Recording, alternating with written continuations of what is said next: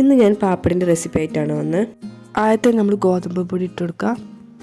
ആ സെയിം മെഷർമെൻറ്റിൽ തന്നെ മൈദപ്പൊടി ഇട്ട് കൊടുക്കുക. ഇനി കുറച്ച് അയമോദകം ഇട്ട് കൊടുക്കുക. ഇനി കുറച്ച് ഉപ്പ് ഇട്ട് കൊടുക്കുക. ഇനി ഓയിലോ ബട്ടറോ എന്തെങ്കിലും ഇട്ട് കൊടുക്കുക. ഇനി കുഴക്കാൻ പാകത്തിന് വെള്ളം ഒഴിച്ചു കൊടുക്കുക. നോർമലി ചപ്പാത്തി കുഴക്കുന്നതിന് അത്ര വെള്ളമൊന്നും വേണ്ട, കുറച്ച് വെള്ളം മതി. ഇത്തിരി കട്ടിലേക്കൊന്ന് മാവ് ഉണ്ടാവും. ഇനി ഇത് ചെറിയ ചെറിയ ബോൾസൊക്കെ ആക്കി വെക്കാം. എന്നിട്ടിത് പത്തിരി പ്രസ് കൊണ്ട് പ്രസ് ചെയ്ത് കൊടുക്കുക. അല്ലെങ്കിൽ സാധാ റോളിപ്പിന് വെച്ചിട്ട് പരത്താനും മതി. ഇനി എയർ ബബിൾ വരാതിരിക്കാൻ ഫോർക്ക് കൊണ്ട് കുത്തി കൊടുക്കുക.